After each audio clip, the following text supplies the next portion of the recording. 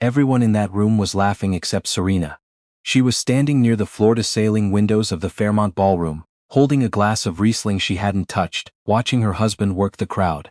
Ethan moved through people the way water moved through cracks. Effortless, inevitable. He had a handshake for the men and a particular smile for the women. And he never once looked back at her. That was fine. She had stopped expecting him to look back a long time ago. What she had not stopped doing was paying attention.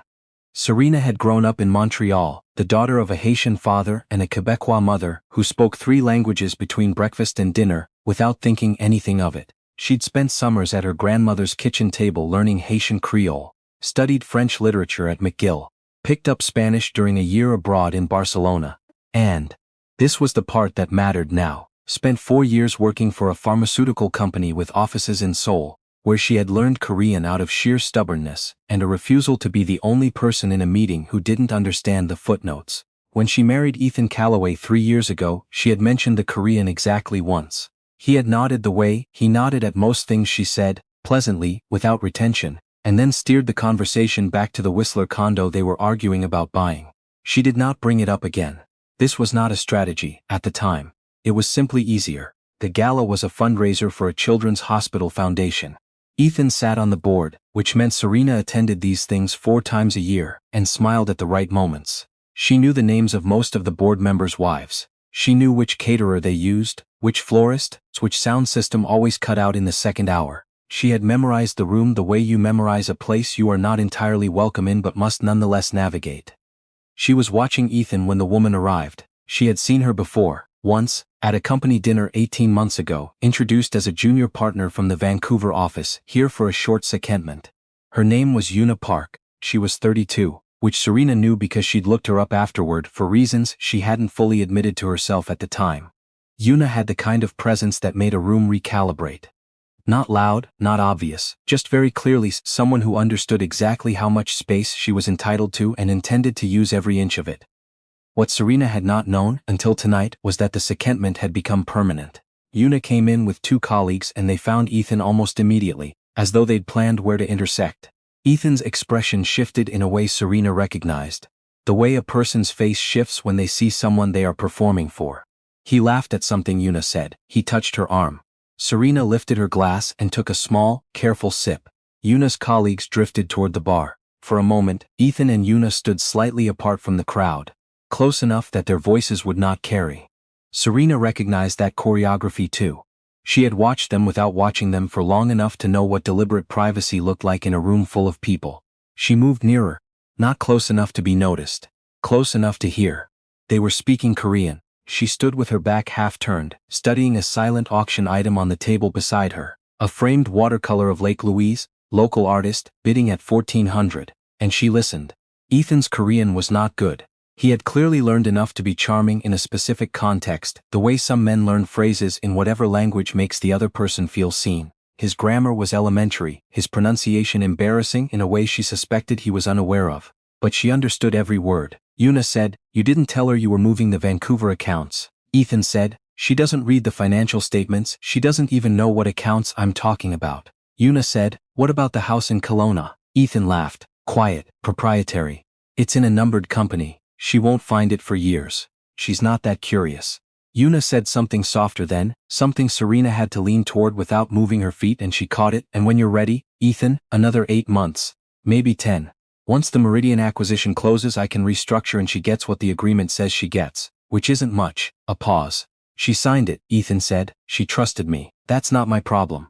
Serena set down the Riesling. Her hand was completely steady. She looked at the watercolor for another moment. $1,400. A mountain reflected in cold water. Very still, very clear. Then she turned and walked to the other side of the room, where a woman named Paulette from the foundation board was telling a story about her daughter's hockey tournament, and Serena laughed in the right places and asked the right follow-up questions, and no one in that ballroom had any idea what she had just heard.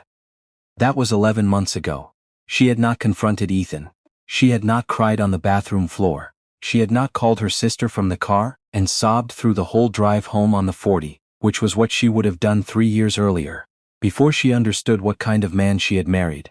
Instead, she had gone home that night, poured herself a proper drink. Bourbon, not Riesling. sat down at the kitchen table, and thought very carefully about what she actually knew versus what she suspected. She knew about the Vancouver accounts. She knew about the Kelowna house. She knew about the Meridian acquisition and the timeline. She knew that Ethan believed her incurious. That last part, she decided, was going to be the most useful. The next day she called a lawyer. Not a friend of a friend, not someone from Ethan's professional circle.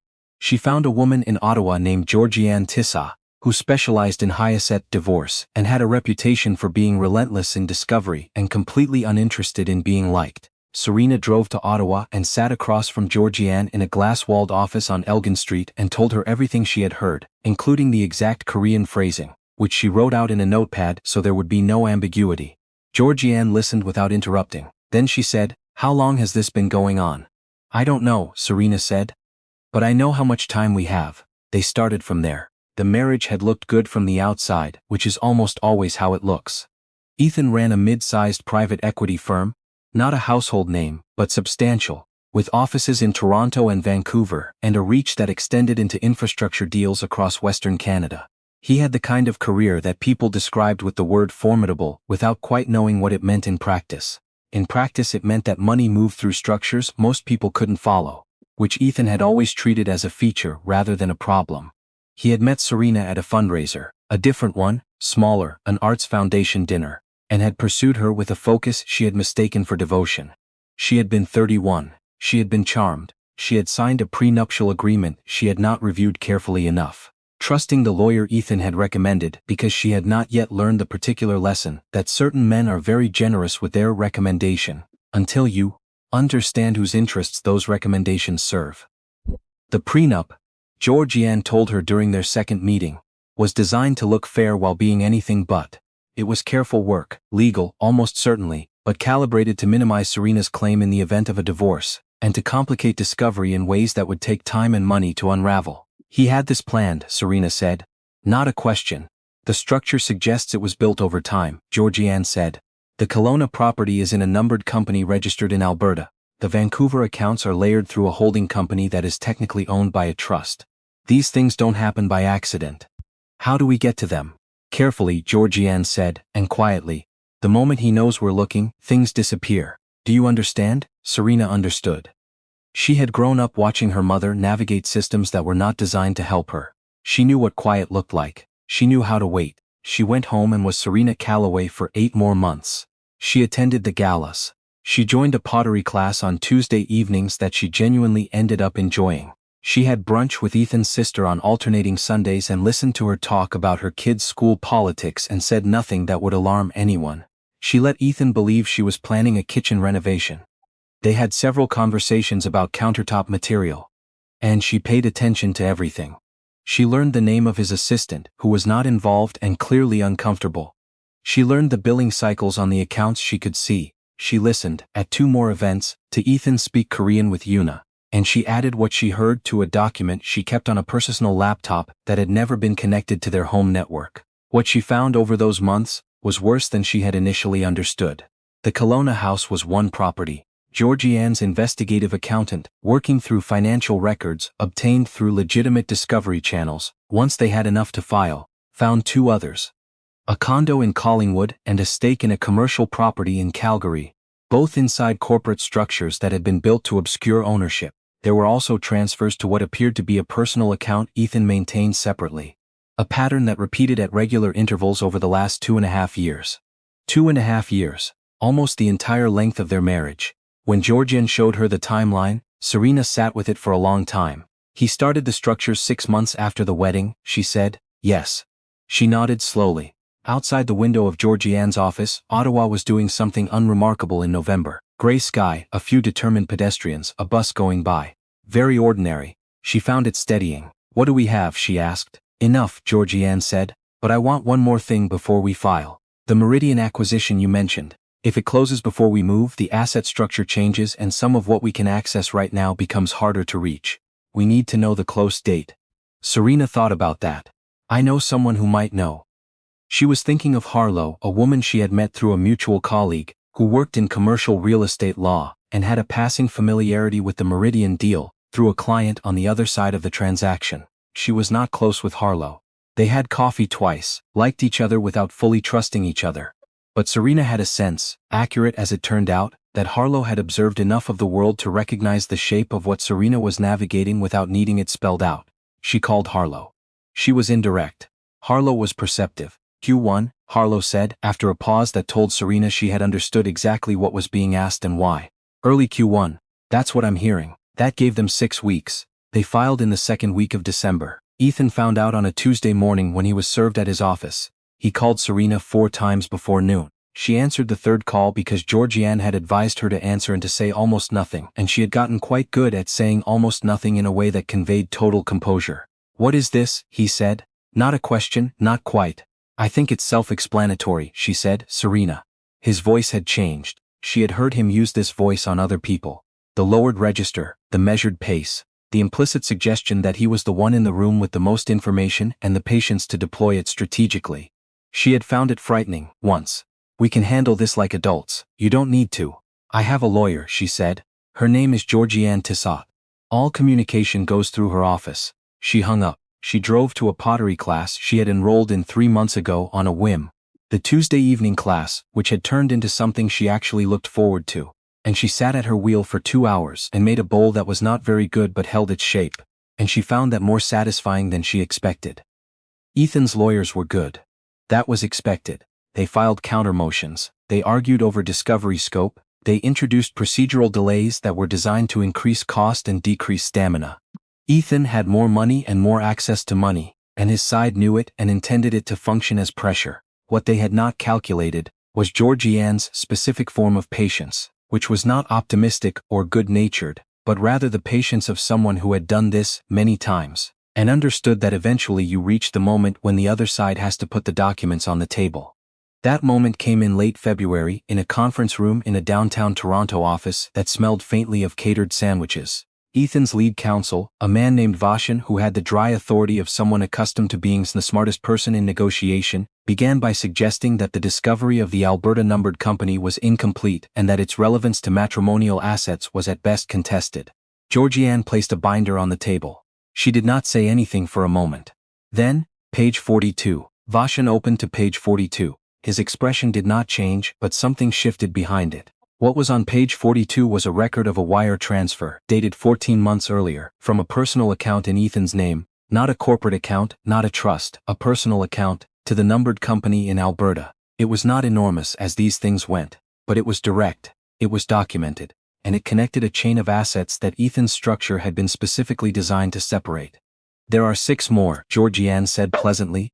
"Different amounts, different dates. The pattern is consistent." The room was quiet for a moment. "We'd like to discuss an adjusted settlement figure," Vachan said. "I'm sure you would," Georgianne said. They settled in April. Serena did not get everything. No one gets everything. But she got the Collingwood condo, a substantial cash settlement, a portion of the investment portfolio that Vachan had initially argued was entirely corporate and therefore excluded, and the matrimonial home, which she intended to sell. What she did not get and had not expected to get was any kind of acknowledgement from Ethan. No apology, no reckoning. He issued nothing through his lawyers that resembled contrition, and she had stopped expecting it sometime in January, somewhere around the 3rd procedural delay. She had, however, gotten something else. At the very end of the mediation, in a hallway outside the conference room while Georgianne was going over final language with the other side, Ethan had come to stand beside her. There was no one else nearby. He looked, for the first time since December, like someone who had spent several months not sleeping well, and she thought that was probably accurate. He said, quietly, "When did you learn?" "At the gala." She looked at him. Outside the window, April in Toronto was doing what April usually did. Half-hearted sunshine, the last memory of cold, a street starting to come back to life. "I heard everything you said," she said, every word. He stared at her. She could see the moment it reassembled itself in his memory. Standing in the Fairmont ballroom, speaking Korean to someone he trusted, believing he was untouchable, believing she was decorative and uncomprehending and someone else's problem in 8 to 10 months. "You speak Korean," he said. "I studied it for 4 years, she said. "I told you that. You didn't retain it." She picked up her coat from the chair beside her. "That was your first mistake," she said, not listening. She walked out of the building and stood on King Street in the April light and called her sisters from the sidewalk, and this time she didn't cry. She laughed long enough that a man walking past gave her a slightly startled look, and she didn't care even a little. She sold the house in June. She kept the pottery class. She started sleeping 8 hours a night for the first time in 3 years, which was not something she had known she missed until it came back. She thought, sometimes, about what it had cost her. Not money, which was recoverable, but years. The particular years between 31 and 34, when she had been someone's convenient assumption, when she had been standing in rooms believing she needed to make herself smaller to fit, not understanding that the smallness was being insisted upon. She thought about the night in the Fairmont, her hands steady on the wine glass, the watercolor of Lake Louise, reflected and still. And she understood now that the steadiness had not come from nowhere. It had been built slowly, quietly, from every year she had spent learning to pay attention in rooms where she was not the intended audience. She had spent her whole life collecting languages. She had always understood that a language is not just words, it is access. It is the difference between knowing what is happening and being kept outside of what is happening. It is the choice to be seen or to see. Ethan had looked at her for 3 years and seen a woman who smiled in the right places. He had not seen the woman who was listening. That in the end was the only mistake that mattered.